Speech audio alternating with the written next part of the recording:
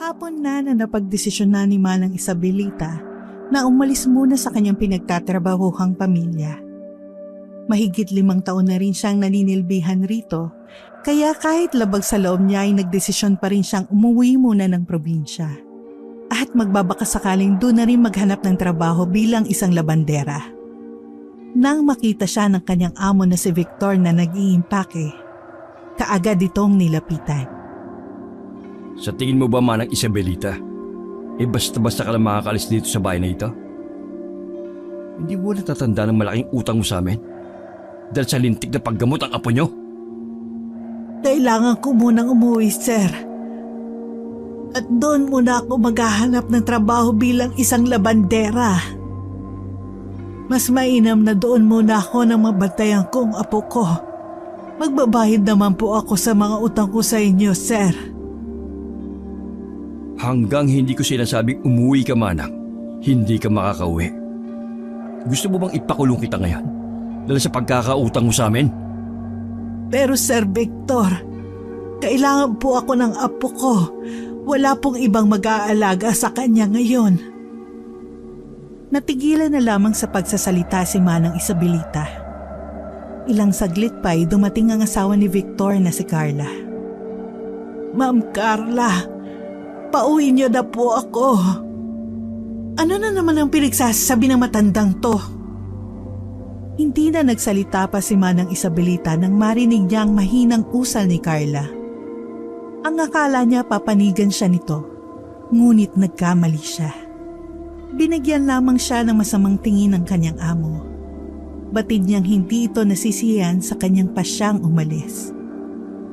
Walang aalis, Manang, tandaan mo yan. Ang arte-arte mong matanda ka!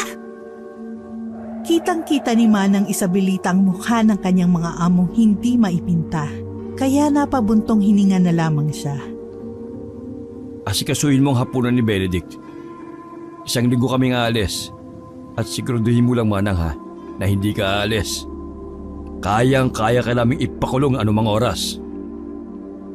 Tanging pagtango na lamang ang kanyang nagawa. Habang pinagmamasdan niyang umalis ang kanyang amo, hindi pa rin mawala sa kanyang isipan ang umuwi para sa apo. Matagal na rin nung huli niyang makasama yon, kaya labis ang pangungulila niya rito, lalo na't may sakit pa. Makalipas ang 1 oras, ay nakapagluto rin si Manang Isabelita ng hapunan para kay Benedict. Anong klaseng luto to, Manang? Sir Benedict, hindi niyo po ba nagustuhan ng niluto ko? Tinatanong mo pa ba yan? O sadyang nawala na ang panlasa mo? Nasobra na sa alat itong niluto mo. Lumapit si Manang Isabelita para tikman ang kanyang niluto.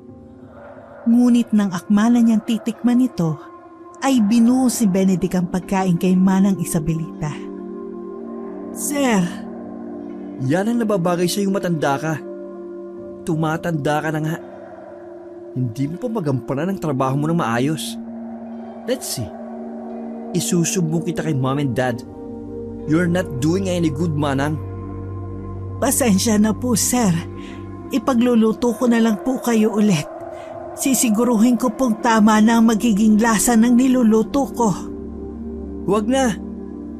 Sa labas na lang ako kakain. Baka malason pa ako sa iluluto mo. Siguraduhin mo lang na malinis itong bahay pag uwi ko, Manang. Kung hindi, ay malilintikan ka talaga sa akin. Napaupo si Manang Isabelita sa sahig at napaluha na lamang. Hindi niya akalaing magiging mahirap ang kanyang tatahakin sa pagiging labandera niya sa pamilyang pinagtatrabahuhan. Unti-unting nagbabago ng pakikitungo nito sa kanya. Ilang araw pa lang ang lumipas, ay ganun pa rin ang pakikitungo ng kanyang mga amo sa kanya. Napagtanto niyang sobrang laki ng pinagbago ng trato nila sa kanya. Dati-rati naman ay sobrang bait nila, pero ngayon ay unti-unti na nag-iba. Maya-maya ay narinig niya ang malakas na sigaw ng kanyang amo na si Ma'am Carla. Kaya nagmamadali itong magtungo sa kinaroroonan nito. Manang Isabelita, nasaan ang kwintas ko? Po, ma'am. Anong kwintas po? Hindi po ako pumapasok sa kwarto niyo, ma'am. Huwag ka na magmaang-maangan pa, Manang. Ikaw lang naman ang pwedeng kumuha nun. Alangan naman ang anak ko, di ba? Nasaan ang kwintas ko? Ilabas mo na! Pawis na pawis si Manang Isabelita at nanginginig na sa takot ang kanyang kamay dahil sa sigaw ni Carla sa kanya. Kulang na lang ay sampalin siya nito sa sobrang inis. Ma'am, wala po talaga akong alam kung nasan ang kwintas niyo. Wala po akong kinukuha. Kilala niyo naman po ako. Huwag ka na magsinungaling, Manang. Ikaw at ikaw lang ang pwedeng kumuha ng kwintas ko. Kailangan mo ng pera, di ba? Para sa apo mong may sakit. Eh di ikaw lang may motibong magnakaw. Gusto pang magpaliwanag ni Manang Isabelita kay Carla. Ngunit biglang dumating si Victor kasama si Benedict. Sa mga mukha pa lang nila, lalong natakot ang matanda. Ano nangyayari rito? Bakit ka sumisigawan? Anong nakaw naririnig ko? Kasi matandang to, ninakaw ang kwintas ko. Yung kwintas na niregalo mo sa akin? Alin? Yung niregalo ni Dad sa'yo nung anniversary, Ma'am? Yung infinity? Yes, anak. Ninakaw ng walang hiyang matandang to. Kung gusto mo ng pera, Manang, pwede mo naman kaming kausapin eh. Hindi yung ninanakawan mo pa kami. Pinapakain at pinatira ka namin dito. Pero yun lang igaganti mo sa amin? Pero wala po talaga ako ninanakaw, Sir Victor. Alam niyo po yan. Matagal na po ako nagtatrabaho sa inyo.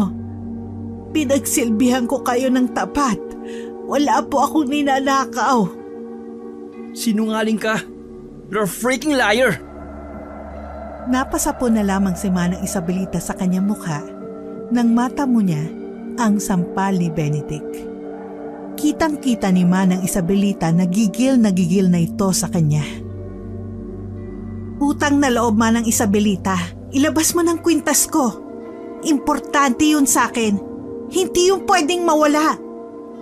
Wala po talaga sa akin, Ma'am. Hindi po ako ang nagnakaw. Ayaw mo talagang sabihin, ha?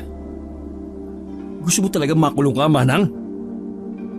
Walang paligoy-ligoy na kinaladkad nito patungong bodega si Manang Isabelita. Wala itong awa sa matanda kahit kitang-kita nitong nasasaktan nito. Maawa po kayo, Sir Victor. Hindi ko po ninakaw ang kwintas si Ma'am Carla. Hindi ka makakalabas, Manang. Hanggat hindi mo rin nilalabas ang kwintas ni Carla. Magtanda ka sa bodegang yan hanggang sa magutom ka. Palabasin niyo po ako. Maawa na po kayo, Ma'am. Humagulgol si Manang Isabelita. Gustong-gusto niyang buksan ang pintuan. Pero masyadong matibay ang pagkakagawa ng lock nito. Wala itong magawa kundi ang maghintay na lamang at makalabas. Lumipas ang isang araw at walang kain si Manang Isabelita. Sobrang lupaypay na ng kanyang katawan dahil na rin sa kanyang katandaan. Napadilat na lamang siya nang marinig niya ang pagbukas ng pintuan at pagbungad ni Victor. Sir! Sana'y nagtanda ka na, Manang Isabelita. Hindi mo pa alam kung ano magagawa namin sa'yo. Ayaw na ayaw talaga namin sa mga magnanakaw. Buti nga sa'yo matanda ka. Ano pang tinutunga-tunga mo? Maglinis ka na't maglaba. Pinapasweldo ka namin ng tama tapos tutunganga ka lang dyan? Ano ka? Sinusuwerte? Nagugutom po ako, Ma'am. Aba, anong pakialam namin kung nagugutom ka? Hindi ka namin responsibilidad. Bumili ka sa sarili mong pera. Ninakaw mo nga ang kwintas ko, di ba? Hindi po ako ang nagnakaw, Ma'am. Maniwala naman po kayo. Wala po akong ginagawang masama. Maglinis ka na nga. Ang drama mo naman, Manang. Kahit wala ng lakas si Manang Isabelita, ay dali-dali naman siyang tumayo para magsimulang maglinis. Para sa kanyang apo, ay kaya niya magtiis. Ayan, diyan ka magaling, di ba? Maglinis ka! Huwag kang tumigil hanggang hindi nalilinis ang buong bahay. Ayun na. Baka kung ano pang magawa ko sa matandang yan. Ilang segundo ay umalis na rin ng bahay ang kanyang mga amo.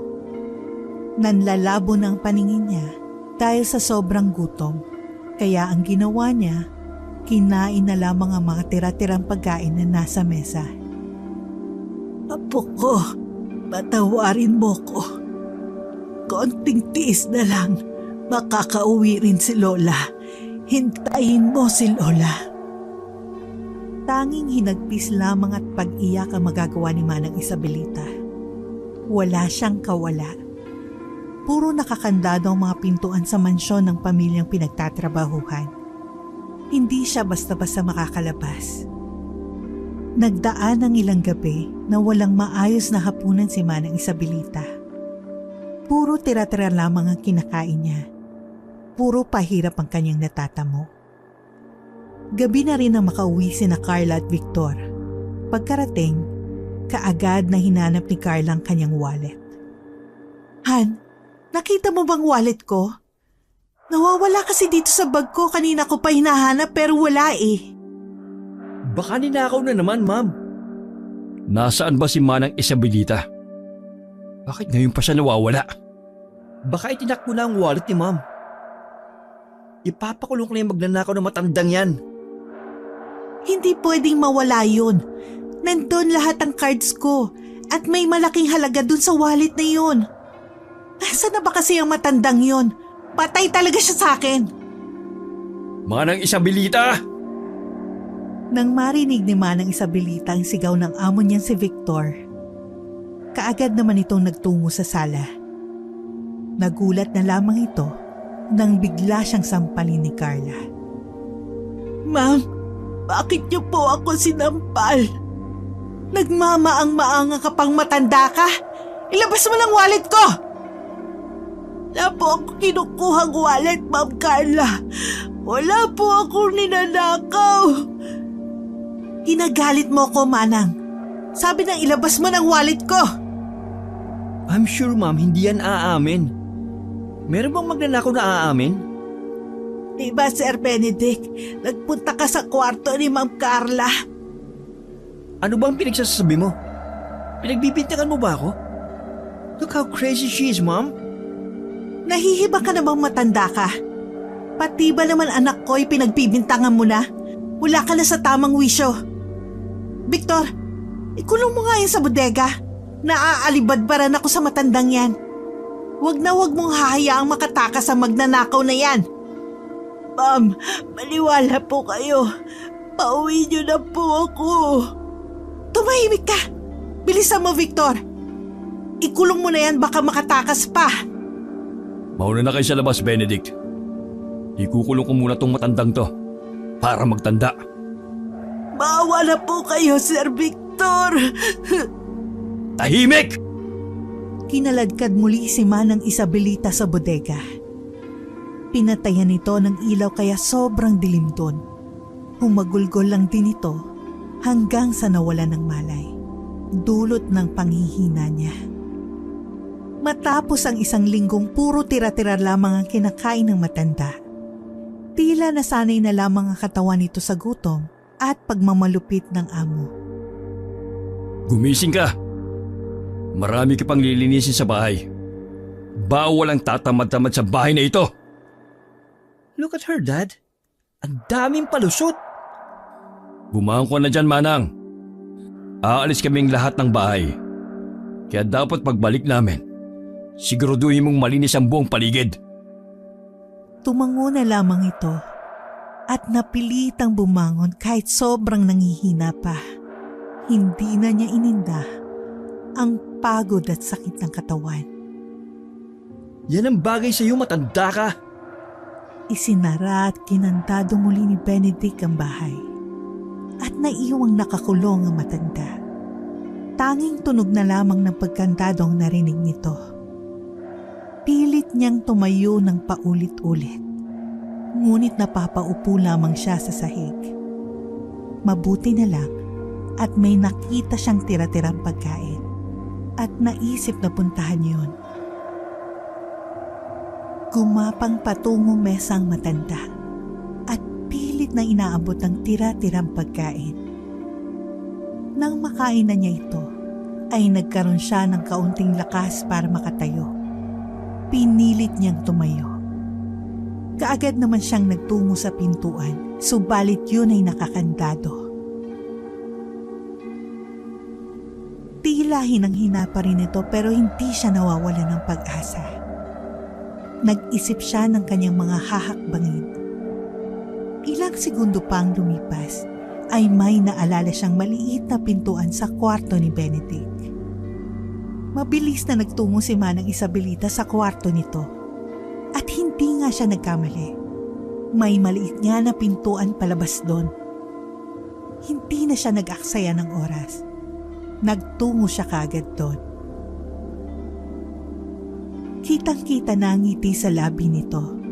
Pero hindi pa rin maikubli ang pinagdaan ng pagmamalupit ng kanyang mga amo. Subalit sa kabila nun, ay nagpatuloy siya sa paglalakad para makaluwas ng probinsya para sa apong may sakit. Mabuti na lang at may mabait na nagpasakay sa kanya papuntang probinsya. Mahigit 2 araw rin ang kanyang binyahe para makauwi lang. Sa wakas ay nakauwi na rin siya sa probinsya. Malayo pa lang ay tanaw na niya ang isang matanda. Si Aling Rosa na kanyang pinagbilinan sa kanyang apo. Isabelita! Ikaw ba yan? Bakit ngayon ka lang? Anong nangyari sa'yo? Bakit ganyan ang itsura mo? Baka sa mukha ni Rosa ang gulat at pag-aalala at lungkot nang makita niya si Isabelita. Hindi na rin nagpaligoy-ligoy si Manang Isabelita na magtanong tungkol sa apo. Sabik na siyang makita ito. Rosa, kumusta ang apo ko? Bakit ngayon ka lang umuwi? Hinihintay ka pa naman ng apo mo. Nasaan ang apo ko? Maayos na ba ang pakiramdam niya? Ikinalulungkot ko sabihin pero wala ng apo mo, Isabelita. 2 araw na rin ang lumipas nung pumanaw siya. Gustong-gusto ko pa naman sana niyang hintayin umuwi. Ngunit hindi na nakayanan ng katawan niya. Sobrang hinang-hinaan ng katawan ng apo mo. Tila nagpibiro ka lang yata, Rosa. Hindi ako nagpipiro, Isabelita. Gusto pa sana namin siyang ipa-ospital para mapagamot pero nakiusap ang apo mo na hintayin ka. Pero natagalan ka naman sa pag-uwi. Yasan lang apo ko, Rosa. Huwag niyo naman akong binibiro. Apo, nandito na ang lola. Napatakbo si Manang Isabelita sa loob ng bahay nila. Pero huli na talaga ang lahat. Wala na ron ang kanyang apo. Tanging litrato na lang nito ang natitirang nakikita niya sa loob. Paumanhin, Isabelita. Pero kahapon pa namin siya nailibing. Pasensya ka na. Hindi ka na namin nahintay. Nang marinig yon ni Manang Isabelita, ay nakaramdam siya ng sobrang galit. Hindi na siya umiyak pa, bagkus pa'y napayukom ang kanyang kamao. Kasalanan nilang lahat to. Magbabayad sila. Sila ang pumatay sa apo ko. Ano ba kasing nangyayari sa'yo? Sabi mo maaga ang pag-uwi mo. Bakit sobrang napatagal? Kasalanan nila, Rosa. Kasalanan nila, Rosa, kung bakit namatay ang apo ko. Ginipit nila ako. Pinagmamalupitan nila ako. Kasalanan nilang lahat kaya magbabayad sila. Ano? Ang salbahe naman na naging amo mo. Walang utang na loob. Sila na nga ang pinagsisilbihan. Yan pa ang igaganti nila sa'yo. Pagbabayaran nila ang lahat, Rosa. Igaganti ko ang apo ko. Kukunin ko mahalaga sa kanila. Pagbabayad sila! Talaga, magbabayad sila. Ipaghihiganti natin ang apo mo. Biglang umitim ang kalangitan. Bumuhos ang napakalakas na ulan at tila nabubuhayan si Manang Isabelita sa oras na iyon. Tila nag-ibang wangis ang kanyang mukha. Ipapalasap ko sa kanila ang tunay na bagis na isang paghihiganti ng lola na nawala ng apo. Ipapalasap ko sa kanila ang tunay na impyerno. Tutulungan kita, Isabelita. Pinalipas muna ng matanda ang isang buwan para pagbayarin ng minsang pamilyang pinagsilbihan niya. Habang nakaupo sa silya si Rosa, may kinuha siyang isang pirasong tela. Sa loob ng telang yun ay may kung anong nakatagong hiyas at binigay niya yun kay Isabelita. Tuloy pa bang pagpapanggap ko bilang manlilimos? Kung anong nakaplano, yun ang sundin, Rosa. Pagbabayarin ko sila at lalong-lalo na yung anak niyang walang respeto sa nakatatanda. Tuturuan ko ng leksyon. Walang modo ang mga kabataan ngayon kaya mabuting turuan natin ng leksyon. Akin ang hiyas na masimulan ko ng orasyon. Siguruhin mo tamang orasyon na gagamitin mo para tumalab ka agad at sa ganon ay makaganti ka. Kaagad na kinuha ng matanda ang hiyas na nasa isang piraso ng tela. Inilagay niya yon sa kanyang palad habang sinisindihan ni Aling Rosa ang mga kandila. Harum de osparium que pereras, harum de osparium que pereras, harum de osparium que pereras, ultima queri undedas querum de pereras ultima undedas. Harum de osparium que pereras, harum de osparium que pereras, harum de osparium que pereras, ultima queri undedas querum de pereras ultima undedas. Tumilim ang lahat ng ilang segundo. Tila nababalot ang paligid ng napakalamig na hangin at muling nagsindi ang mga kandila. Nagpapatunay na gumana ang orasyon na ginamit ng matanda. Tagumpay ang orasyon. Sa wakas, naisagawa ko na rin ang orasyon. Maigaganti na rin kita, Apo. Hindi maipaliwanag na galak ang kanyang nadarama. Kailan tayo luluwas ng Maynila, Isabelita? Bukas na bukas ay luluwas tayo kaagad. Kinabukasan ay nakaluwas rin ang dalawang matanda. Sumapit na ang araw ng linggo nang marating nilang muli ang bahay ng dati niyang amo. Nandito na ba tayo? Mukhang mapapaaga yata ang inyong pagluluksa ngayon. Magpakasaya muna kayo dahil mamaya ay maghihinagpis kayo tulad ng dinulot niyo sa akin.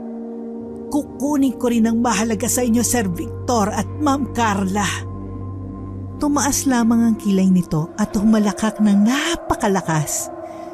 Ilang segundo pa ay binigay niyang muli ang hiyas kay Rosa para masimulan ang plano. Gawin mo ayon sa plano, Rosa. Nakita nilang lumabas ng bahay si Benedict kaya agad naman itong nilapitan ni Rosa. Nang makalapit na ito, hinay-hinay siyang naglakad na tila pang isang nanghihinang nilalang. Sir, namamalimos po. Huwag mo nga akong hawakan. Ang dumi-dumi mo. Alis! Go away! Sir, maawa po kayo. Wala na po akong makain. Malimos po. Sabi ng tabi! Malimos po, sir. Hindi nagpaligoy-ligoy na tinulak ni Benedict ang matanda at napasubsob ito sa kalsadang dinadaanan niya. Natawa pa ito sa sitwasyon ng matanda dahil ilang segundo rin itong hindi nakatayo. Tulungan mo ko, iho! Hiyaw ng matanda dahil sa sakit na natamo at sugat sa tuhod. Man, bakit kita tutulungan? Ang dumi mong matanda ka. Hindi ako tumutulong sa mga pulubing katulad mo. Kailangan mong maturuan ng leksyon. Mahina nitong sambit kaya lumapit si Benedict at ginawa rin ito ng masamang tingin. Ha? Pinagsasabi mong matanda ka? Maawa ka, iho. Tinadyak-tadyakan niya ito at napahiyaw na lamang din ng matanda sa mahinang boses. Yan ang dapat sa'yo. Inuubos mong pasensya at oras ko matanda. Kalis na nga. Pero nang tuluyan ng makatalikod ang binata, ay bigla ring napatayo si Aling Rosa. Pagsisisihan mo ito. Ah!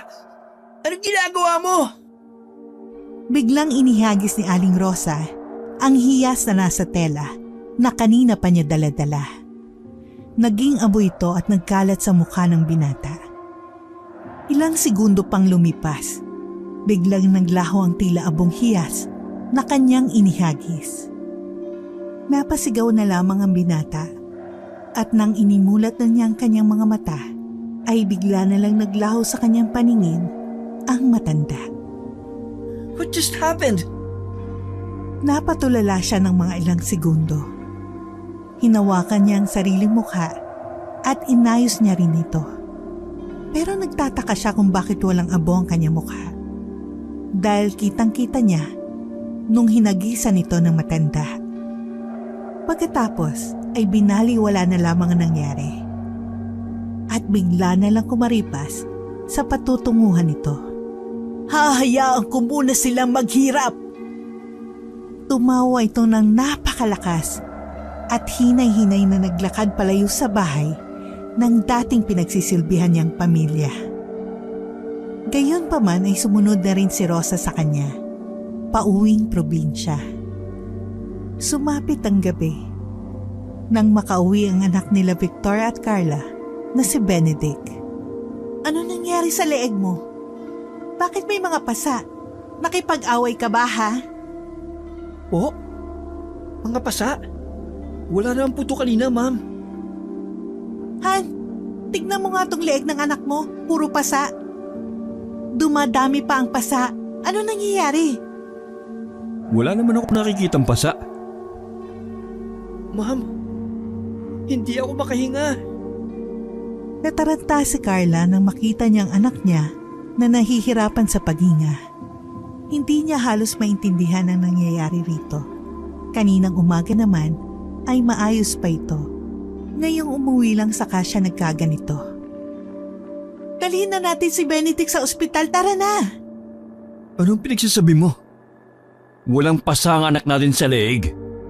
At anong sinasabi mong nahihirapan sa paghinga? Tignan mo nga ang anak natin. Okay naman siya. Ako ba'y pinagloloko mo, Victor? Tingnan mo ang anak natin. Namimilipit na, hindi makahinga. Bilisan na natin, magpunta na tayo kagad sa ospital. Dahil sa sigaw ni Carla kay Victor, nataranta na rin ito. Nagmamadali siyang alalayan ang anak at kaagad silang sumakay ng kotse at dali-daling isinugod sa ospital. Anak, ano nangyayari sa'yo? Ano ba nakain mo kanina? Bakit ka nagkakaganito? Baka sa kanyang boses ang pag-aalala sa anak. Ngunit hindi niya maintindihan kung anong nangyayari rito dahil hindi nagsasalita si Benedict. Kitang-kita niya rin ang pagrami ng mga pasa sa leeg nito. Kumalma ka muna. Malapit na tayo sa ospital. Maya-maya pa'y nakarating na sila sa ospital. Nagmamadali silang pumunta sa doktor para ipakonsulta si Benedict. Dok, ang anak ko nahihirapang huminga. May mga pasa siya sa leeg. Asikasuhin yung anak ko. Huminahon ka, Carla. Paano ko hihinahon? Tingnan mo nga ang anak natin. Huminahon po kayo, Mrs. Huwag kayo mag-alala. Aasikasuhin namin ang anak niyo. Maghintay lang po kayo rito sa labas. Inuna na ng doktor si Benedict. Pero kahit ganon, ay hindi pa rin mapakali si Carla sa nangyayari sa anak. Ilang minuto ang lumipas, ay lumabas na rin ang doktor sa ward. Dok, kumusta pong anak namin? Ayon sa naging observation ko, wala naman akong nakikitang pasa sa kanyang leeg. Normal rin po ang kanyang paghinga. Baka lang po napagod ang anak nyo. Mas mainam na pagpahingahin nyo muna siya. Sigurado po ba kayong walang pasa sa kanyang leeg? Kitang-kita ko po yun, Dok. You can see for yourself, Mrs. Wala pong pasa ang anak nyo. Sabi ko naman sa'yo, hindi ba? Okay lang si Benedict. Huminahon ka lang. Kung wala na po kayo itatanong, pwede nyo na pong iuwi ang anak nyo. Salamat. Salamat po, Doktor. Pagkaalis ng doktor, ay mabilis nilang pinuntahan si Benedict sa kanyang ward.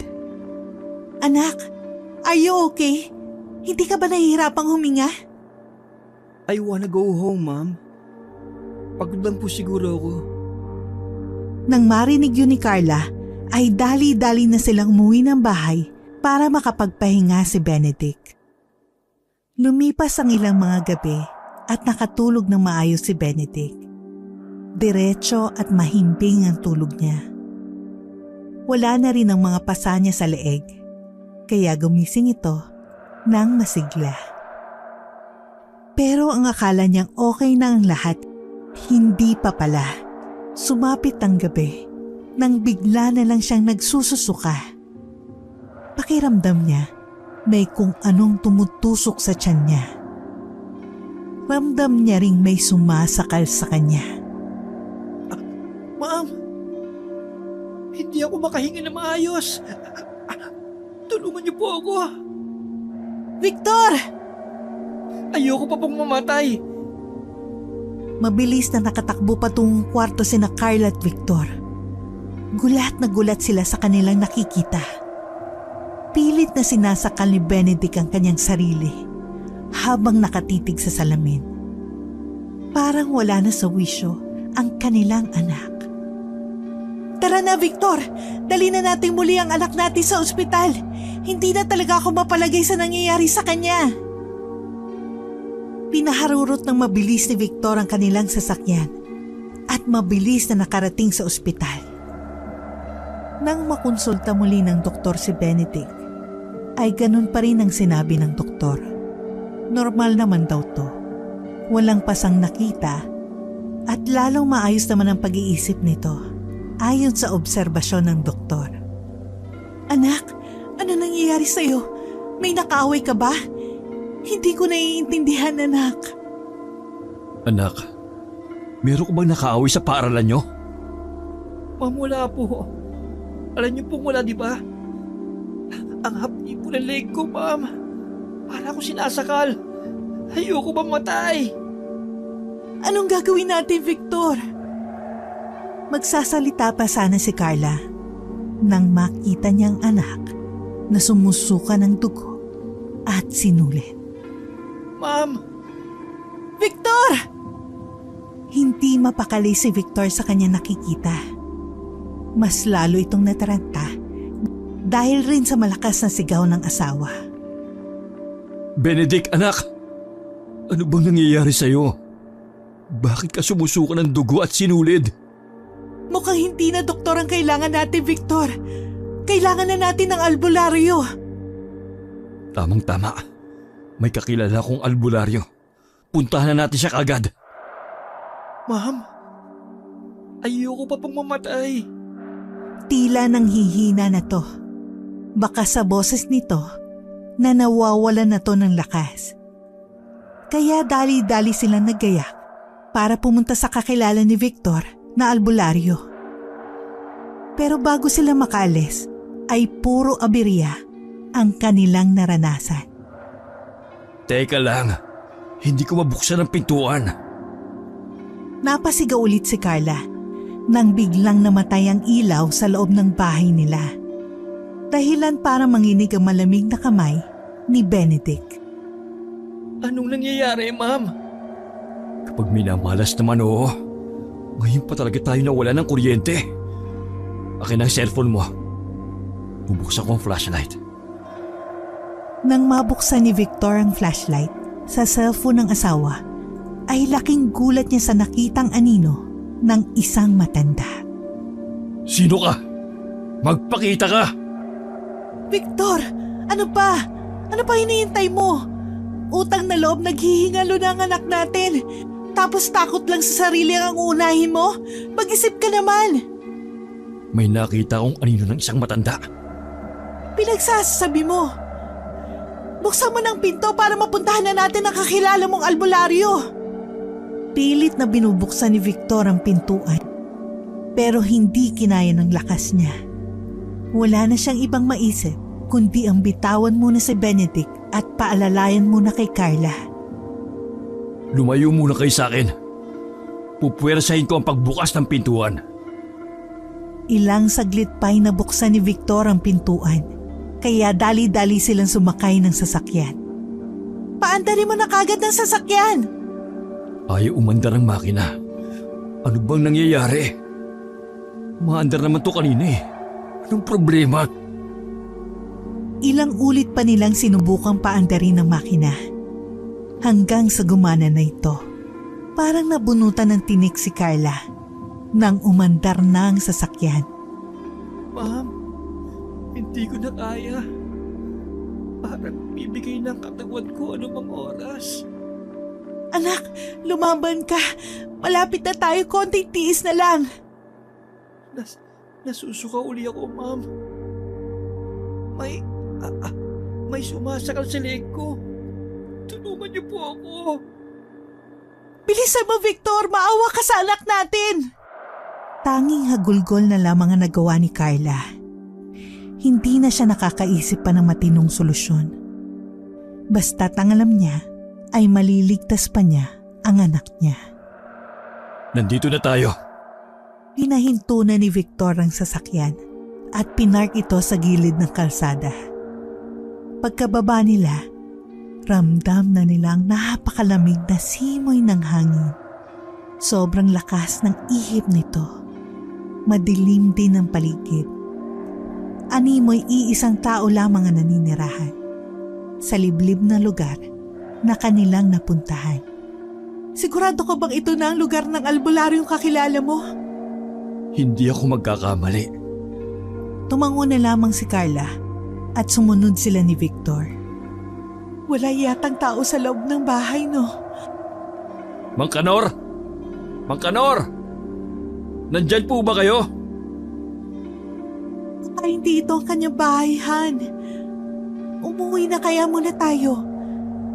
Kailangan na siguro ng pahinga ni Benedict. Anak! Tama na. Huwag niyo akong patayin. Biglang napasigaw na naman si Carla nang biglang natumba si Benedict at nagsuka ng maraming dugo at sinulit.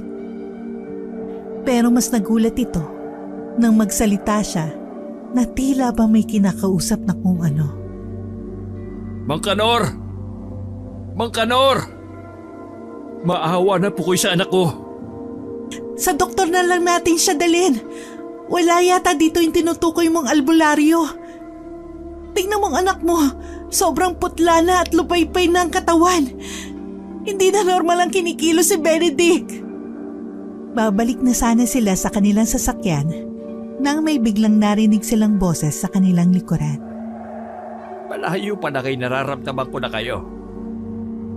Ang sama at ang lakas ng enerhiya sa paligid ng dumating kayo. Matutulungan niyo po ba kami? Ilang gabi ng ganyan ang anak namin. Sumusuka ito ng maraming dugo. At ang nakapagtataka, may mga sinulid pa.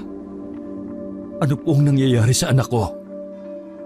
Nasindak sila nang minulat ni Mang Kanor ang kanyang mata at kinuha ang isang palanggana na may tubig.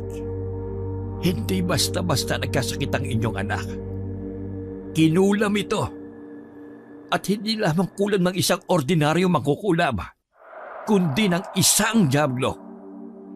Po? Diablo? Bakit? Ano naging kasalanan ng anak ko? Isang matandang minsang pinagsisilbihan kayo. Isang matandang may pusong ina na sobrang galit na galit sa inyo. Nababalutan ng kung anong malakas na hangin ng buong paligid. Dahilan ng patuloy ng pamimilipit sa sakit ni Benedict. Si Manang Isabelita, walang hiya talaga ang matandang yan. Huwag mo nang dagdagan pa ang galit niya sa inyo.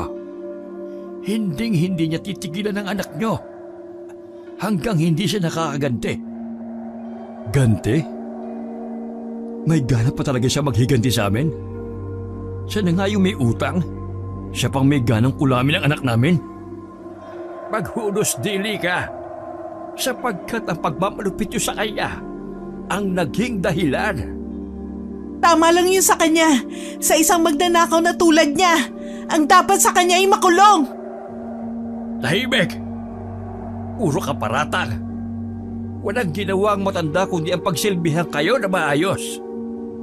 Bakit niyo ba kinakampihan ng matandang yun? Siya ang may utang sa amin. Ninakaw niyang kwintas ko. Ninakaw rin niya ako ng malaking halaga ng pera. Tapos sasabihin niyong pinagsisilbihan niya kami ng maayos? Tama na ang kabalbalan mo. Tanungin kaya natin ang magaling mong anak. Hindi titigil ang kulam niya hanggang hindi nagsasabi ng totoo ang anak niyo. Anong ibig mong sabihin, Mang Kanor? Napatingin na lamang sina Victor at Carla sa anak na si Benedict. Kahit namimilipit sa sakit, pinipilit pa rin nito magsalita. I'm sorry, Ma'am. Kasalanan kong lahat. Walang ninakaw si Manang Isabelita. Ako po ang kumuha ng pintas mo at binenta ko. Ako rin ang kumuha ng wallet mo. At winaldas lahat ang pera mo ron. Patawad, Ma'am. It's all my fault. Mama, sakit. Hindi ko na kaya. Sa isang iglap ay sumuka ito ng mga uod. Hindi lamang basta mga uod, kundi uod na may sinulid at dugo. Ano bang pinagsasabi mo? Anak! Mang Kanor! Tulungan mo anak ko! Utang na loob, tulungan mo siya! Naiiyak sina Victor at Carla sa sinapit ng kanilang nag-iisang anak. Ang karumal-dumal na pagsisinungaling nito ang nagdulot ng paghihirap nila. Hindi halos maisip ni Carla na magagawa yun ni Benedict. May magagawa ba kayo, Mang Kanor? Pagalingin niyo ang anak ko. Katahimikan! Nararamdaman ko ang isang masamang elemento sa paligid. Natahimik si Mang Kanor nang maramdaman niyang muli ang lakas ng hangin sa paligid. Maya-maya pa'y kumalma na ang mukha nito nang napaupo siya. Wala akong laban sa isang dyablo. Pero kunin niyo itong singsing ng panagang. Makakatulong to sa kanya. Wala na bang ibang paraan? Hindi namin kailangan ng panagang. Ang kailangan namin ay lunas para sa anak ko. Albularyo ka ba talaga, ha? Tumigil ka nga, Carla. Patulis ang tila mo. Kaya siguro pinaparusahan kayo. Wala kang silbing matanda ka! Pwede ba, Carla? Tumigil ka na. Kasalanan mo to eh. Abot ako pa talaga sinisisi mo? Kasalanan to ng matandang yun. Mangkukulam siya! Ma'am, Dad, tumigil na kayo. Hindi pa ba kayo natatala?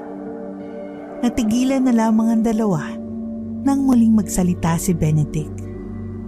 Batid kong hindi siya titigil sa paghihiganti sa inyo. Si Manang Isabelita bang tinutukod mo, Mang Kanor? Hanggang hindi siya nakakaganti, hindi siya titigil. Pahihirapan at pahihirapan niya ang anak niyo. Anong dapat namin gawin? May paraan ba? Sa ngayon ay wala pa. Pero ang pusong may galit ay maghihilom sa kapatawaran. Pero ano, Mang Kanor? Nakuha na ng dyablo ang kaluluwa niya. Isang dyablo na ang kumikilos para sa kanya. Isinanglala ni Isabelita ang kaluluwa niya rito. Kapag galit na ang kumikilos, tiyak na mahihirapan tayo dyan. Hindi ba magagamot ngayon ang anak ko? Gamitin niyo muna ang singsing bilang panagang. Gagawa ko ng orasyon para labanan ang ritual ng isang dyablo. Habang hindi pa nag-aalas 12, mas mainam na umuwi muna kayo. Dalhin niyo na itong ibang panagang para hindi kayo magambalan ng masamang elemento sa paligid. Napabuntong hininga na lamang si Victor sa kanya narinig. Habang si Carla ay puro ismid na lamang ang ginagawa. Maraming salamat po, Mang Kanor. Nagdaan ang 2 araw Naging maayos naman ang tulog ni Benedict. Kaya naging kampante si Carla. Wala na rin ang pasa nito sa leeg. Tuluyan na ngang gumaling si Benedict, Han. Dahil yun sa panagang ni Mang Kanor. Hindi ako naniniwala ron. Sadyang pagod lang siguro at may nakaing masama si Benedict kaya nagkaganon ng reaksyon sa katawan niya. Di naman talaga kasi totoo ang kulam-kulam na yan, no? Pwede ba, Carla? Magpasalamat na lang tayo. At naiwasan natin ang trahedyang nangyari sa anak natin. Hindi yun puro kareklamo. Baguhin mo na sana ang pananalita mo. Ang sabihin mo, kinakampihan mo ang matandang yon. Wala akong kinakampihan, Carla. Ang sakin lang, bawasan mo na ang pagkamata pobre mo at tulis ang dila mo. Hindi mo alam kung saan tayo dadalhin ng trahedya dahil sa pananalita mo. Ma'am, Dad, nag-aaway ba kayo? Nang bumaba si Benedict sa sala, parehong walang imik ang dalawa. Pero laking gulat ni Carla nang makita niya ang mukha nito. Napaatras ito sa kinatatayuan. Anak, anong nangyari sa mukha mo? Bakit napuno ng pasa? Victor, anong nangyayari? Pumunta na kagad tayo kay Mang Kanor. Wala na tayong oras. Tayo na! Nang makasakay na sila sa kotse, kitang-kita ni Carla ang panginginig ng mga kamay ni Benedict. Anak, kumapit ka lang! Huwag mo ipikit ang mga mata mo, anak! Nakarating kaagad sila sa bahay ni Mang Kanor. Kumakatok na rin sa pinto si Victor. Ginigising niya ang albularyo. Maya-maya ay nagbukas na ng ilaw sa loob ng bahay nito. Pagkatapos ng ilang minuto, ay bumukas na rin ang pinto.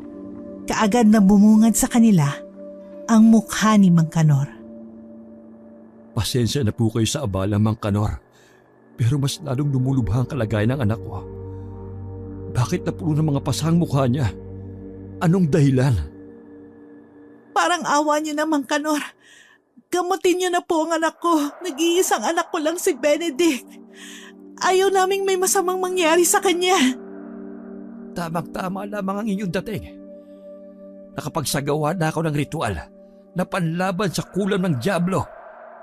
Biglang namatay ang ilaw ng bahay at nagsimula na magritual si Mang Kanor. Que perecero monento serera. Que perecero monento serera. Acere tiero sentero monento. Que perecero monento serera. Acero tiero sentero monento. Que perecero monento serera. Paulit-ulit na binigkas ni Mang Kanor ang mga katagang yun nang bumukas muli ang ilaw. Ilang saglit pa'y nagsalita itong muli. Akin ang kamay ng kinulam. Dali-dali namang sinunod ng mag-asawa ang utos nito. Inilagay nila kaagad ng kamay ni Benedict sa palad ng matandang albularyo. Muling namatay ang ilaw at binigkas nito ulit ang orasyon. Que perecero monento serera. Que perecero monento serera. Acere tiero sentero monento. Que perecero monento serera. Acere tiero sentero monento. Que perecero monento serera. Ma'am, hindi ko na kaya. Anak! Lumaban ka! Hinang-hina na ang katawan nitong lumalaban kasabay ang pagritual ni Mang Kanor. Ilang segundo pa'y biglang umihip ang napakalakas na hangin. Sino ka sa tingin mo para pigilan ang pagkuha ko sa katawang ito? Kukunin ko ang kaluluwa nito.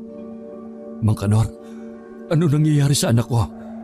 Bakit biglang nag-iba ang boses niya? Natakot ang mag-asawang Victor at Carla sa kanilang nakita. Tila nag-iibang anyo na ang kanilang anak. Ibang-iba na rin ang boses nito. Animoy ibang tao na rin ang nagsasalita. Anak! Lumayo muna kayo sa kanya. Hindi na siya ang anak niyo. Isang dyablo na mismo ang nagpapakita sa atin at pilit niyang kinukuha ang kaluluwa nito. Lumaban ka, anak! Laban, anak! Que pero cero monento serera. Que pero cero monento serera. Aquera tieros entero monento. Que pere cero monento serera. Aquero tieros entero monento. Que pere cero monento serera. Hindi mo makukuha ang katawang ito. Que pero cero monento serera. Maya-maya pa'y tumahimik na si Benedict. Bumalik ulit ang ilaw. At ang kaninang malakas na hangin ay naglaho na rin. Nawala ng lakas si Mang Kanor. Inay, tulungan mo ako. Anak! Anak! Mabilis na niyakap ni Carla ang anak. Pero nagtataka ito. Bakit inay ang tawag nito sa kanya? Alam na alam niyang hindi siya tinatawag ni Benedict nito. Inay! Hindi kita narinig na tinawag mo kong inay. Hindi ikaw ang anak ko. Huwag! Carla! Kitang-kita ni Victor na sinasakal ito ni Benedict. Kaya dali-dali niyang tinulungan ang asawa. Sa sobrang lakas nito, ay pati si Victor ay nagawa niyang ihagis sa sahig. Papatayin ko kayong lahat. Kukunin ko ang mga kaluluwan niyo. Mamamatay kayong lahat! Pero bago pa niya tuluyang masakal ang kanyang ina, ay naunahan na kagad ito ni Mang Kanor.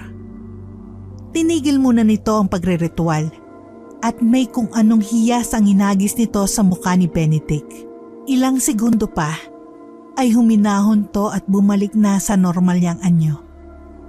Anak! Anong gagawin namin para gumaling ka?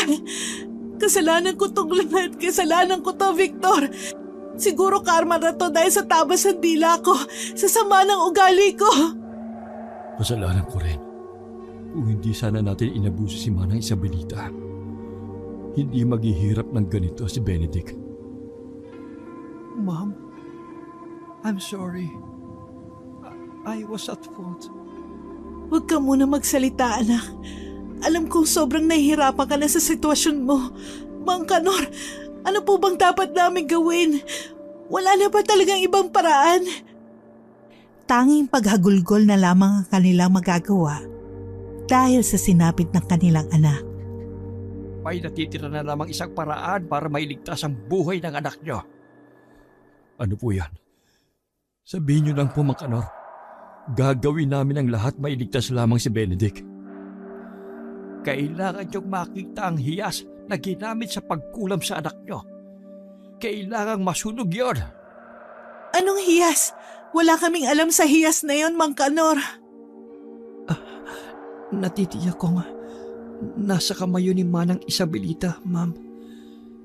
Natatandaan kong may isang matandang naghagis sa akin na parang abo. Tumpak! Yun nga ang hiyas na tinutukoy ko. Yun lang po ba, Mang Kanor? Oh, kailangan nyo rin makakuha ng litrato ng kanyang apog na matay. At isang piraso ng puting buhok nang gumamit ng kulam. Victor, alam ko mahirap pero pagsisikapan natin yung makuha para sa anak natin. Ang paghuli ay ang kapatawaran. Ang galit sa puso ay maghihilom sa pagpapatawad. Napabuntong hininga si Carla habang nakatitig sa kanyang anak. Hawak rin ito ang kamay ng kanyang asawa at ginawa rin ito ng isang mainit na yakap. Para sa anak ko, gagawin ko ang lahat.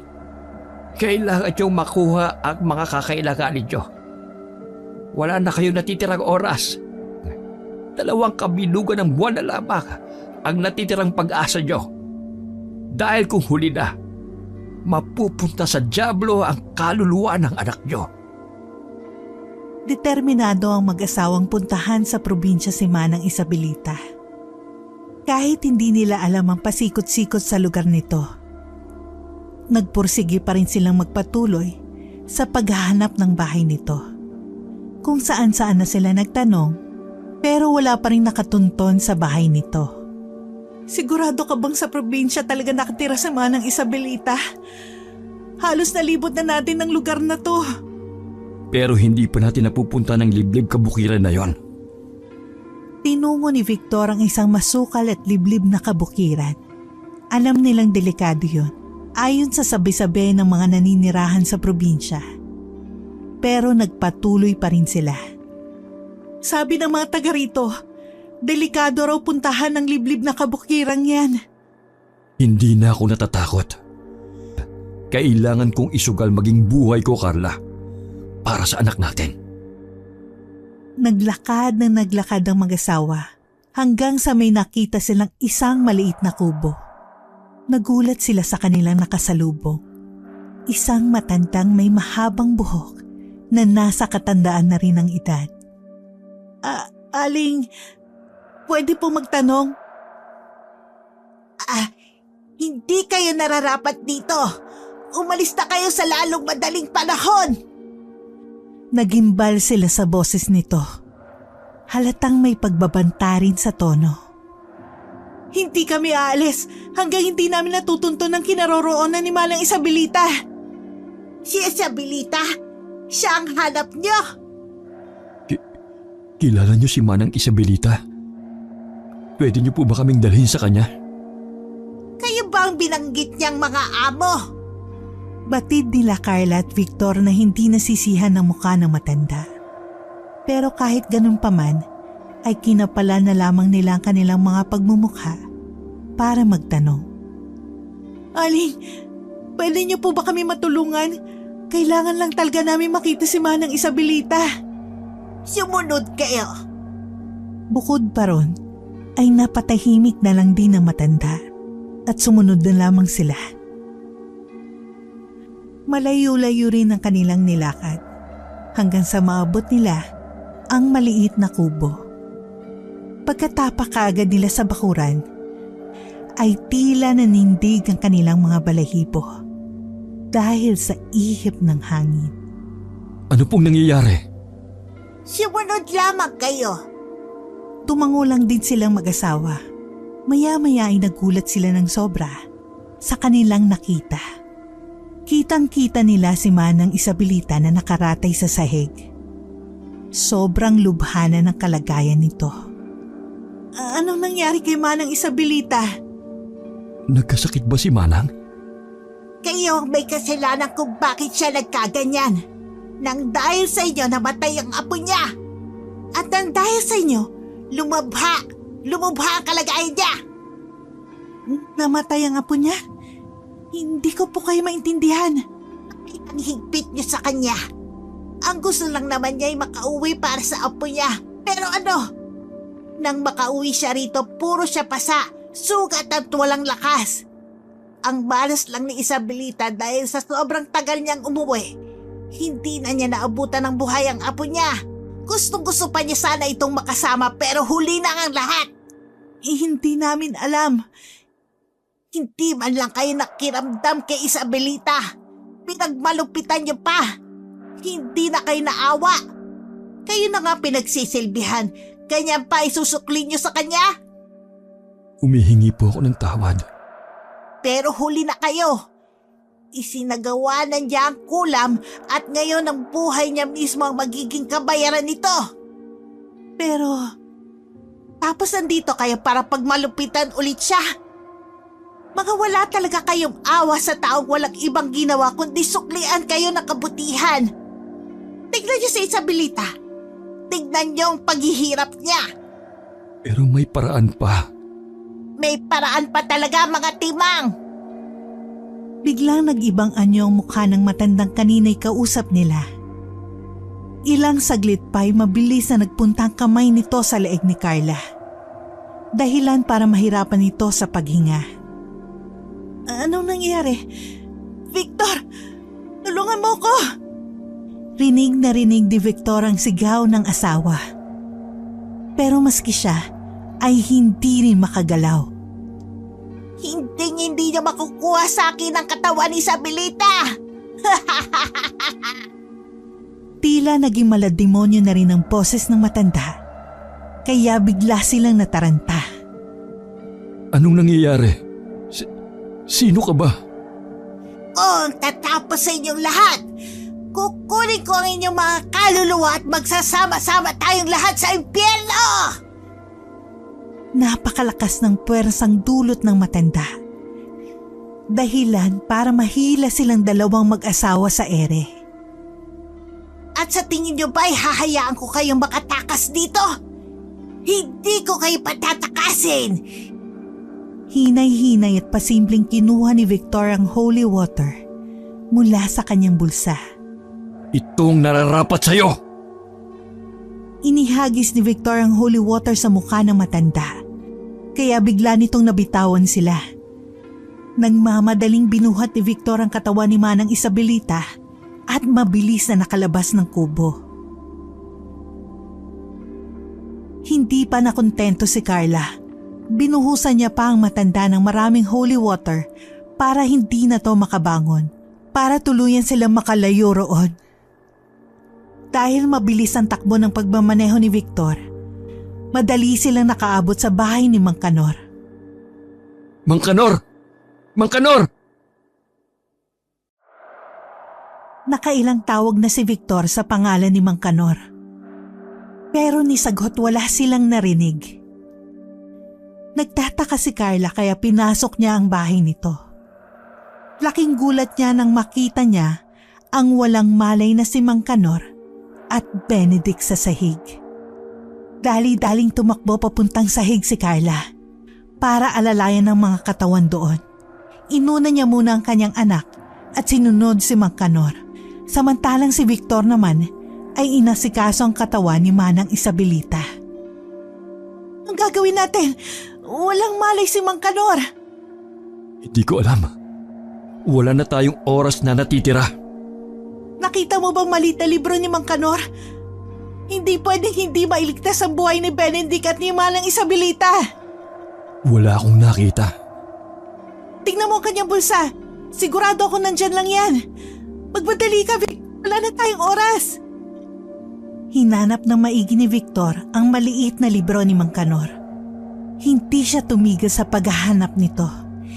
Han, nakita ko na. Ihagis mo sa akin, Han! Anong nangyayari, Han? Napasigaw sa sobrang takot si Victor nang makita ang asawa na biglang lumulutang sa ere ng patiwarek. Akin ang libro, hindi baling nakapatiwarek ako. Kaya kong basahin ang orasyon. Walang paligoy-ligoy na inihagis ni Victor ang maliit na libro sa kanyang asawa. Mabilis din itong nakuha ni Carla kahit nahihirapan to sa kanyang sitwasyon. Wala nang ibang bagay ang nasa isip niya kundi ang mailigtas ang buhay ng anak niya. Que pere cero monento serera, que pere cero monento serera, aquero chero centero monento, que pere cero monento serera, aquero chero centero monento, que pere cero monento serera, que pere cero monento serera, que pere cero monento serera, aquero chero centero monento. Paulit-ulit na binigkas ni Carla ang orasyon, pero wala pa rin nagbabago. Bakit hindi pa rin gumagana? Ang hiyas, Han. Kulang ka ng hiyas na tinutukoy ni Mang Kanor. Pati ang litrato ng kanyang apo. Hindi ko alam kung saan ang hiyas. Sandali lang. Mukhang nasa katawan lamang yun ni Manang Isabelita. Hanapin mo! Itong natitirang holy water. Gamitin mo. Inihagis muli ni Victor sa asawang holy water. Walang pagdadalawang isip din na ginamit ito ni Carla. Para hindi siya mapatiwarik sa ere at makababa na ng tuluyan. Han, gumana ang holy water. Nakita mo bang hiyas? Yan na lang ang kulang. Sigurado ka? Ang litrato at puting buhok. May nakuha ka na? Nakuha ko lang to sa loob ng bahay ni Manang Isabelita. Ang hiyas na lamang ang kulang. Naghintay pa ng ilang minuto si Carla bago makita nito ang hiyas na nakatago sa katawan ni Manang Isabelita. Ilang sandali pa'y nakita niya yon sa likuran ng matanda. Nakita ko na! Akin na, Han! Wala nang natitirang oras! Walang sinayang na oras si Carla. Kumpleto na ang lahat ng kakailanganin at siya na mismo ang nagsasagawa ng orasyon. Que pere cero monento serera, que pere cero monento serera, aquero chero centero monento, que pere cero monento serera, aquero chero centero monento, que pere cero monento serera, que pere cero monento serera, que pere cero monento serera, aquero chero centero monento. Dumilim ang buong paligid habang nagriritual si Carla. Ang napakalakas na simoy ng hangin ang tanging ingay na kanilang naririnig.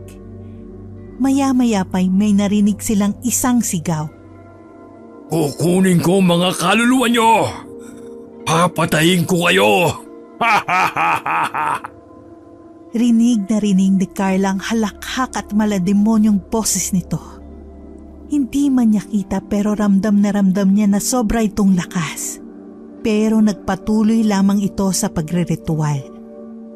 Que pere cero monento serera, que pere cero monento serera, aquero chero centero monento, que pere cero monento serera, aquero chero centero monento, que pere cero monento serera, que pere cero monento serera, que pere cero monento serera, aquero chero centero monento.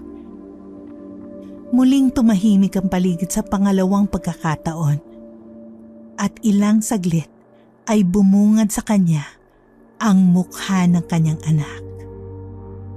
Ma'am, tulungan mo ako. Anak! Pakawalan mo ako, Ma'am. Bakit mo ko tinatali?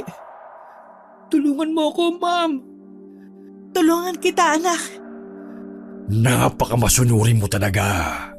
Ngayon, kukunin ko na mga kaluluwa nyo!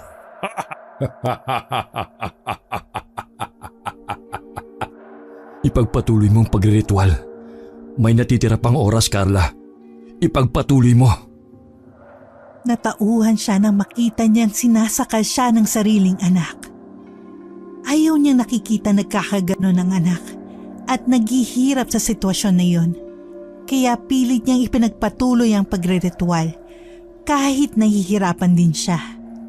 Que pere cero monento serera, que pere cero monento serera. Oh, aquero chero centero monento, que pere cero monento serera, aquero chero centero monento, que pero cero monento serera, que pero cero monento serera, que pero cero monento serera, aquero chero centero monento. Ang hiyas, litrato at ang puting buhok. Tapusin mo ng orasyon. Hindi ko maigalaw ang kamay ko. Nakapag-ritual na si Carla, pero naninigas naman ang kamay nito. Kaya hindi niya makumpleto ang orasyon. Ilang minuto na lamang ang natitirang oras at kailangan niya itong magawa bago ang kabilugan ng buwan. Pakiramdaman mo ang sarili mong puwersa. Huminga ka ng malalim. Kapag maigalaw mo ng paunti-unti ang katawan mo, sunugin mo na kagad ang hiyas, litrato at puting buhok ni Manang Isabelita. Huwag kang magtira. Ang hirap! Hindi ko kaya! Susuko ka na lang ba? Paano na ang buhay ng anak natin? Sa tingin mo ba matutuwa si Manang Isabelita? Alalahanin mo, Carla. Gayunpaman na hindi pa rin sumuko si Carla. Pinagpatuloy niya ang pagriritual hanggang sa sinunog niya ang hiyas, litrato at ang puting buhok ni Manang Isabelita. Aquero chero centero monento, matatapos na rin ang lahat! Sa isang iglap ay nagbalik muli ang ilaw. Ang kaninang walang malay at puro pasa na katawan ni Benedict ay nabalik na sa normal. Nagkaroon na rin ng malay si Mang Kanor at Manang Isabelita. Ma'am, thank you for saving my life. Dali-daling niyakap ni Benedict ang kanyang ina. Pero wala na itong lakas kaya siya naman ang nawala ng malay. Lumapit naman si Victor para yakapin ang anak. Sobrang tapang ng Mama Benedict. She deserved arrest. Hayaan muna natin siya magpahinga. Lumipas ang ilang minuto, nagising din ito. Ang kaninang nakahiga ay biglang napatayo. Manang Isabelita? Napatakbo na lamang ito patungo kay Manang Isabelita. Luhaan at punong-puno ng pagsisisi ang mukha. Patawarin niyo po ako, Manang Isabelita. Alam ko sobrang napagmalupitan ka namin. Lalong-lalo na sa inasal ko sa inyo. Hindi ko man lang kayo nagawang pagkatiwalaan. Ma'am Carla. Hindi na niya pinagsalita ang matanda. Bagkus ay niyakap na lang niya ito ng mahigpit. Ganon din si Benedict. I'm sorry po, Manang Isabelita. Ikaw po pinagbintangan ko. Pasensya na po kayo. Sana po mapatawad niyo pa po kami. Ang mahalaga ay ligtas na ang lahat. Iniligtas niyo rin ang buhay ko dahil sa pagbenta ng kaluluwa ko sa isang dyablo. Sobra ako nilamon ng galit ko. Hindi ko man lang inisip na marami ang madadamay na buhay. Pasensya na po, Manang. Dahil pinagbantaan ka namin ipakukulong dahil sa utang. At hindi kami naniwalang may sakit talaga ang apo niyo. Kung pinauwi ka lang namin ng maaga, naabutan mo pa sana ang apo niyo. Buhay pa sana siya ngayon. Pero tapos na ang lahat. Wala na tayong magagawa doon. Hindi ko na maibabalik ang buhay ng apo ko. Pero Manang, napagmalupitan ka pa rin namin. Maling-mali pa rin talaga ang nagawa namin sa inyo. Isa pa, hindi ka namin napakiramdaman. Siguro nga nahihirapan ka pa nun sa amin, Manang Isabelita. Napabuntong hininga na lamang ang matanda sa kangumisi. Napaupo ito sa isang upuan sa gilid. At ganon din si Carla. Tinabihan niya ito. Ang nakaraan ay nakaraan na. Huwag na nating gampalain pa. Uulitin ko, ang importante ay ligtas at maayos na ang lahat. Huli na rin ang lahat, hindi ko na maibabalik pa ang buhay ng apo ko. Hindi naman ako Diyos para buhayin siya. Nagsasalita pa man din si Manang Isabelita ay tumabi rin si Benedict. Hinay-hinay itong lumapit sa kanya. I'm really sorry, Manang. I know it's all my fault. I should have treated you right. Ang sama-sama kong amo. Ang lakas pa ng loob na i-frame up ka sa kasalanan ng ginawa ko. Okay na po yun, Sir Benedict. Kung sa lengguwahe niyo po, past is past na. Tumawa na lang din silang lahat dahil sa biro ni Manang Isabelita. Pero totoo po, Manang. Pasensya na po talaga kayo. Umuntong pa sa ganitong sitwasyon eh. Matapos silang magtawanan, ay biglang natahimik ang paligid. Muli namang kinabahan ang kanilang mukha. Oh, ano nangyari dyan sa mukha niyo? Para kayo nakakita ng multo. Nagtaka lang si Mang Kanor dahil takot na takot sila sa kanilang nakita. Tila para silang nakakita ng multo. May multo! Tara, takbo na! Takbo na kayo! Hoy! Hintayin niyo kami ni Manang Isabelita! Ang bibilis niyo tumakbo, hintay! Sobrang bilis ng kanilang takbo palabas ng bahay ni Mang Kanor. Sobrang nagtaka na lamang ito, kaya lumapit siya sa salamin para tignan kung ano ang meron sa mukha nito. Multo! Napasigaw na lamang si Mang Kanor sa sarili niyang mukha. Kaya naman pala sobrang natakot ito sa kanya dahil nalagyan ng harina ang kanyang mukha kanina noong nawalan siya ng malay. Sino ba naman kasing matino ang maglalagay ng harina sa mesa para gamiting panagang sumpa? Bumalik kayo! Walang multo! Yung bahay niyo sa akin! Bumalik kayo! Kakasigaw ni Mang Kanor ay pumaos ang kanyang boses. Pero huli na rin kasi, hindi na niya naabutan ang sasakyan nito sa labas. Mabilis na pinaandar ni Victor ang sasakyan at tuluyang nakalayo. Bayad niyo sa akin! Nakalimutan niyo! Wala nagawa si Mang Kanor kundi ang mapaupo sa sahig at napabuntong hininga na lamang. Nakauwi na muli sina Victor, Carla, Benedict at pati si Manang Isabelita sa kanilang mansyon. Isinama na nila ang matanda dahil wala na rin itong kasama sa maliit niyang kubo sa probinsya. Masaya naman sina Victor at Carla dahil bukal sa kalooban ni Manang Isabelita ang pagsama nito. Nakalimutan kong bayaran si Mang Kanor. Ang laki pa naman na naitulong niya sa atin. Bukas pwede naman natin siyang balikan. Tama ka, ma'am. Balikan na lang natin si Mang Kanor bukas. Pagod na rin si Manang Isabelita kaya magpahinga na muna tayong lahat. May bukas pa naman eh. Magpahinga ka na po, Manang Isabelita. Alam kong nanghihina pa yung katawan mo. Mauna ka na pong matulog Salamat po, Ma'am Carla. Nauna nang nagpunta sa taas si Manang Isabelita para magpahinga. Pagkaabot niya sa kwarto niya, bumungad sa kanyang litrato ng kanyang apo. Nakita niya itong muli at napaluha na lamang. Masaya pa rin siyang nakita yon. Apo ko, kamusta ka na riyan sa itaas? Nakakalungkot lang dahil hindi na kita kasama. Hindi na kita mayayakap, apo ko. Pero magiging maayos pa rin si Lola dito, ha? Huwag kang mag-alala kasi magiging matatag pa rin ako.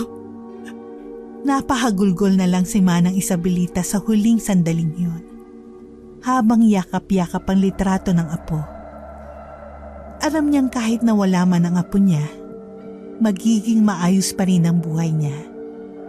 Natuto siyang magpatawad at magpatuloy. Kinabukasan, nang magising si Manang Isabelita, nagulat siya sa kanyang pagbaba.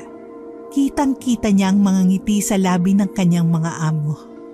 Hindi niya inaasang siya naman ang pagsisilbihan nito. Ma'am Carla, nakakaiya naman po. Hayaan niyo pong kayo naman po ang pagsilbihan namin.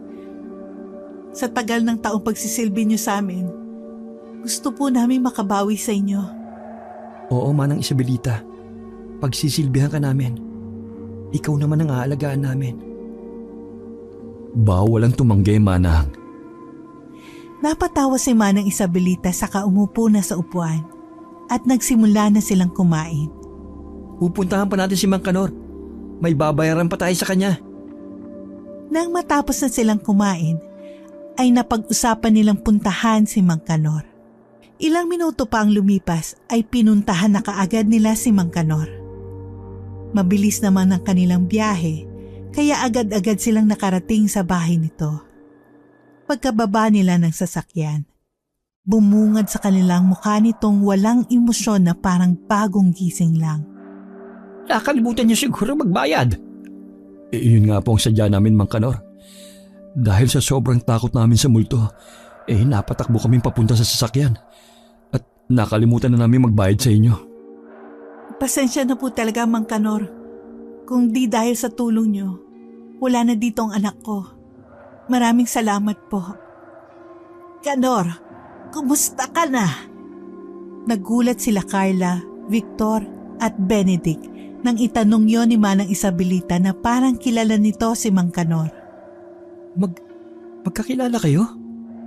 Natawa si Manang Isabelita sa reaksyon ni Benedict. Si Kanor, kaibigan ko yan noong bata. Bali, kababatang kaibigan. Magkapitbahay kami niyan noon. Noong lumipat kami ng probinsya, nawala na rin ang komunikasyon namin sa isa't isa. Parang childhood sweethearts palang tag nyo. Kaya nga lang, iba ang nakatuluyan ni Manang Isabelita. Alam niyo rin ang tungkol sa kanila, ma? Oo anak, nakwento sa akin kaninang umaga ni Manang Isabelita. Hindi rin namin alam kung nasaan ka nun Kaya huli ka na sa balita, anak. Ay, ang daya nyo. Ang mukha niyang walang kamalay-malay. Napasimangot na lamang ito. Dahilan para mapatawa sila sa reaksyon ni Benedict. Ang importante, hindi kami nagkatuluyan ni Isabelita. Mahirap na. Baka magkulaman kami sa isa't isa. Tama rin si Kanor. Baka araw-araw kami mag-aaway. Mabuti nang yung hindi kami nagkatuluyan. Ouch naman. Teka, sino yan? Anong sino, nak? Bakas muli sa kanilang mga muka ang takot. Natahimik silang lahat nang biglang natikom ang bibig ni Benedict. May nararamdaman akong malakas at masamang elemento. Nariyan siya! Nasa malapit lamang siya! Anong gagawin natin? Manang Isabelita! Mang Kanor! Tatakbo na ba tayo? Ay, nako! Multo! Dahil sa sigaw ni Mang Kanor, ay walang paligoy-ligoy na nagsitakbuhan sila palabas ng bahay nito. Halo-halong emosyon, pero ang tuwa at takot ang nangingibabaw.